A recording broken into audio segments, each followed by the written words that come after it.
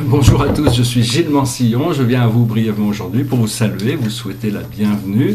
J'espère que vous passez une bonne journée. Je voulais discuter brièvement de cette énorme pleine lune en Gémeaux qu'on vient juste de passer. J'ai jamais vu une lune aussi grosse, aussi près de la Terre, elle était énorme hier soir ou avant-hier soir. Et on vient de passer par le portail du 12-12 qui est vraiment un portail très important. C'est assez subtil, mais on vit dans une matrice d'un sous-univers de 12 dimensions. Et quand ces énergies du 12-12 sont alignées, ça permet d'intégrer, je ne sais pas si vous avez déjà arrivé à travailler ou à voir ces fréquences de lumière, mais travailler avec la lumière dorée, la lumière du Christ, la lumière de l'amour inconditionnel, ainsi qu'avec la lumière diamant et la lumière platine. C'est des fréquences de lumière très puissantes. Mais petit à petit, on va commencer à pouvoir discerner toutes ces fréquences de lumière et on va pouvoir commencer à travailler avec. Et donc voilà, c'est une lune très... c'est-à-dire que bon, pour le moment, il y a la lune qui est en Gémeaux. Donc la lune en Gémeaux, c'est un petit peu le problème de cette lune, toutes les lunes en Gémeaux, c'est que c'était difficile de prendre des décisions. C'est-à-dire on peut prendre une décision, mais changer d'avis 5 minutes plus tard. Donc il y a un peu d'indécisivité. Mais bon, il y a quand même là-haut, il y a Saturne avec le Soleil qui sont en Sagittaire, donc bon, ça connecte quand même. Ces décisions nous permettent de connecter à des idées supérieures philosophiques. Donc voilà, si on devait regarder un petit peu, il y a certaines conditions astrologiques qui devraient être assez intéressantes. Mais bon, d'abord, ce qui arrive, c'est avant tout le portail du 21 décembre, c'est très important. Toutes ces énergies vont s'ancrer dans tout ce qu'on a fait pendant l'année, vont vraiment s'ancrer. C'est le moment où on est le plus... c'est les journées les plus courtes, c'est le moment où vraiment tout bascule pour passer d'un état de déclin vers un état de revenir à la lumière. C'est le cycle de l'année, comme chaque lune a son propre cycle de 28 jours.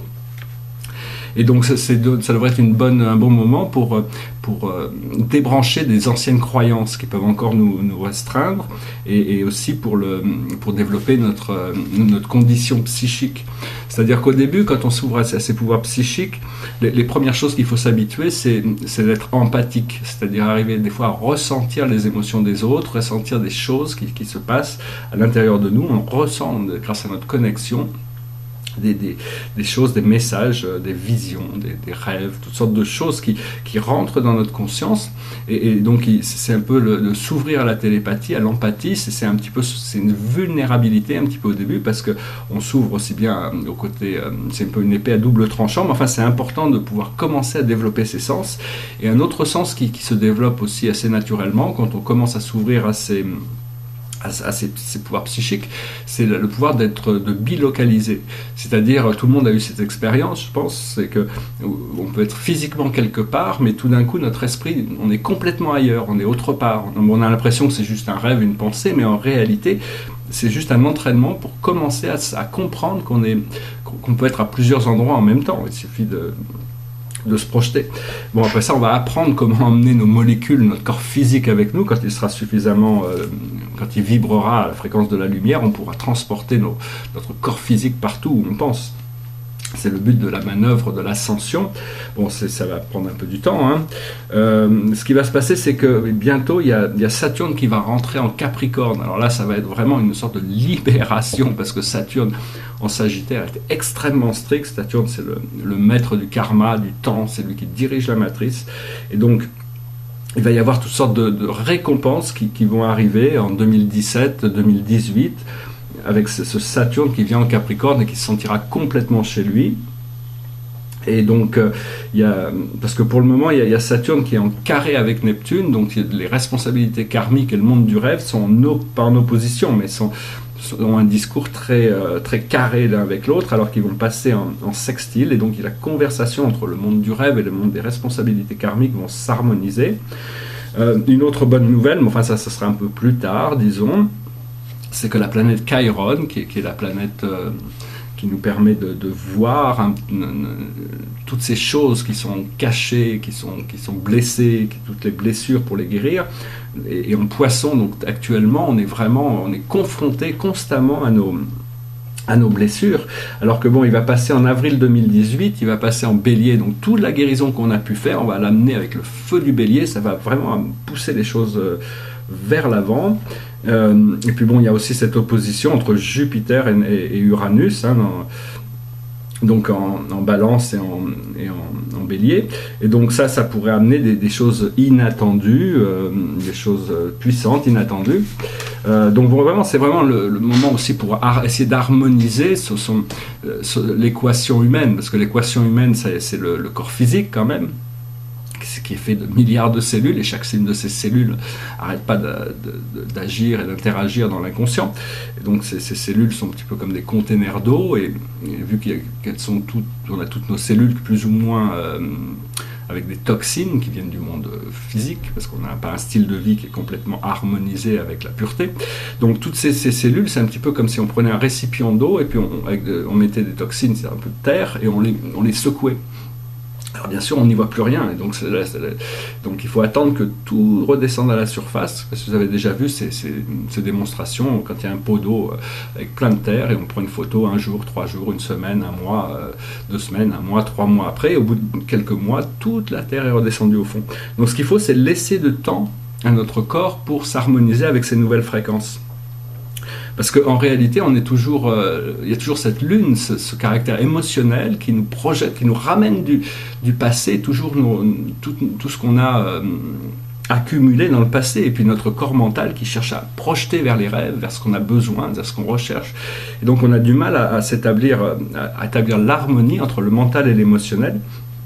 Mais bon, éventuellement, on va commencer à l'apprendre, on va commencer à pouvoir vivre plus dans le présent. C'est pas toujours facile, parce que quand l'univers est en expansion, tout est expansion, contraction, tout se passe dans une inspiration et une expiration dans la vie. Tout est...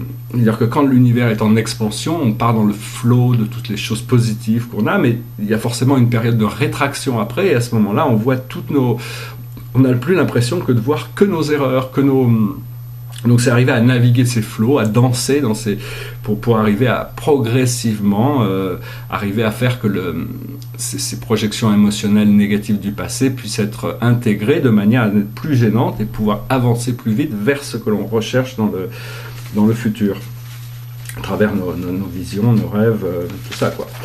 Donc voilà, je vais tirer quelques cartes. J'espère que vous passerez une bonne fin d'année. Là, c'est vraiment il devrait vraiment y avoir un nouveau départ pour toute l'humanité. Dès janvier 2017, il devrait y avoir des nouvelles énergies qui devraient vraiment nous libérer, parce que l'univers fait vraiment tout ce qu'il peut pour nous libérer, mais on a accumulé dans notre vie, de cette vie-là et des vies passées, toutes sortes de choses inconscientes, négatives, et donc il faut faire du ménage avant de pouvoir avancer vers l'étage d'au-dessus.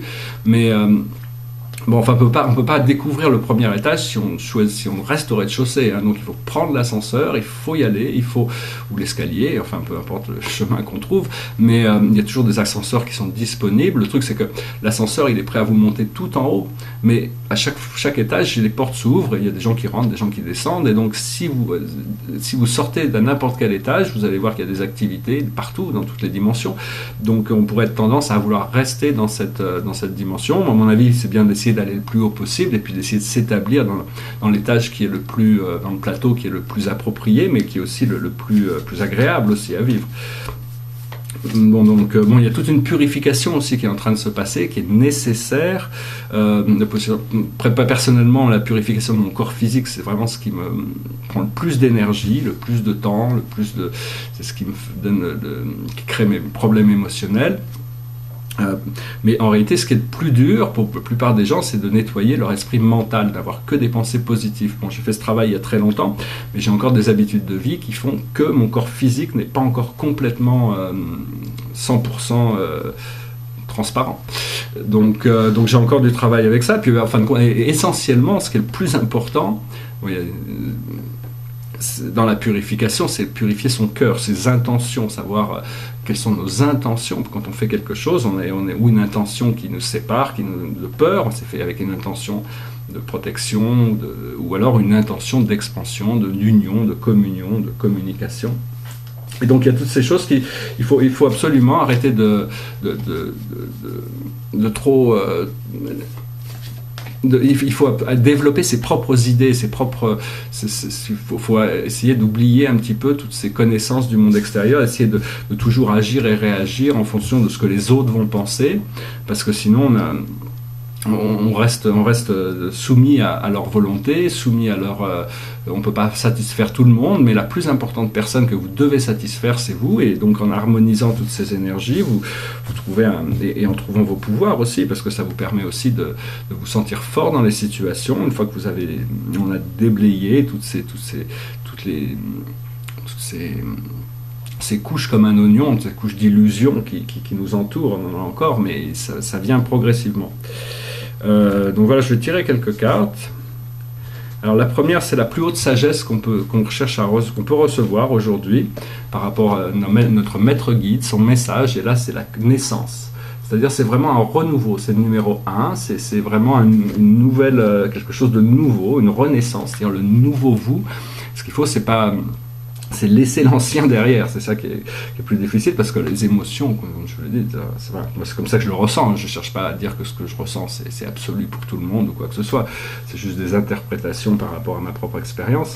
Après ça, ce qu'on a besoin de comprendre, c'est le Pathfinder, c'est trouver notre voie terrestre, parce que c'est arriver à harmoniser son acheminement intérieur avec sa voie terrestre pour qu'elle arrive à trouver une harmonisation, un sens du bien-être à l'intérieur du monde terrestre, ce qui n'est pas forcément facile quand on recherche la spiritualité. On a tendance à se déconnecter un petit peu du monde terrestre. Il y a besoin de ça, mais il y a besoin aussi de balancer toute sa vie terrestre. Et donc voilà, ce que l'on doit faire, c'est accepter les limitations. La carte de limitation, c'est ce qu'on doit faire. Et donc ces limitations doivent être acceptées. On n'est pas dans le monde terrestre, on a des choix, on a plein de choix, mais il faut faire ces choix nous-mêmes, sinon ces choix sont faits pour nous. Et donc c'est à nous d'accepter notre situation comme elle est pour arriver à accepter de la transformer. Et donc à partir de là, on arrive à transcender ces limitations. Mais donc c'est vraiment, il faut les accepter. Dans la vie terrestre, on a un grand nombre de limitations, beaucoup plus que ce que le créateur avait prévu au départ. Mais bon, on vient d'une planète qui a été mise en quarantaine, on subit toutes sortes d'influences négatives, toutes sortes de choses qui vont se révéler à la conscience entre 2017 et 2020. Il va y avoir énormément de choses qui vont venir à la surface. Il faut s'en débarrasser, il faut nettoyer toute cette matrice terrestre, et donc ces choses ont besoin, le peuple a besoin d'être conscient, l'humanité a besoin d'être consciente de ce qui se passe derrière leur dos, ce que tous ces pouvoirs font, c'est des choses absolument horribles. Et puis il y a des très belles choses aussi, donc il vaut mieux se concentrer sur les belles choses plutôt que parce que sinon on se laisse un peu submerger. Et le message général pour nous, pour cette journée, c'est de créer, c'est-à-dire créer, d'être créatif. Personnellement, dans ma vie, si j'avais pas eu la peinture, je serais devenu fou, parce que je vis ça fait 30 ans que je suis dans mon procédé de 25 ans que je suis vraiment clairement dans mon procédé d'illumination, de révélation, et que je voyage dans des vaisseaux extraterrestres, que j'essaie d'éclaircir la conscience des gens pour qu'ils essayent d'accepter plus ces choses-là. Mais bon, il y a 20 ans, c'était pas forcément évident. Il y a 10 ans, c'était pas non plus évident. Maintenant, ça commence à devenir possible. Donc voilà, j'espère que cette année 2017 pourra me permettre d'amener mon art dans le monde. Bon, pour le moment, je veux dire, ça fait 30 ans que je peins 5 à 10 heures par jour, donc c'est trop tard pour moi pour arrêter. Quoi qu'il se passe, je vais continuer à faire mes tableaux, même si, bon, pour le moment, à ce jour, mon art a été complètement, disons, rejeté par toutes les institutions, les musées, les galeries, les dealers, les marchands, les collectionneurs. Pourquoi ? Parce qu'il y a un contenu philosophique dedans, et que l'art, depuis les années 60, après Picasso, Matisse, Mondrian, tout ça, on arrête le contenu, on ne fait plus que de la forme, on ne fait plus que de la déco. Et donc beaucoup de choses, c'est un petit peu de la déco, quoi. Donc, mais bon, je pense qu'on arrive à un moment où il y a vraiment la possibilité d'une nouvelle renaissance, et j'espère que je pourrai participer à cette renaissance avec ma peinture. Voilà, je vous souhaite une excellente journée, je reviens à vous très bientôt.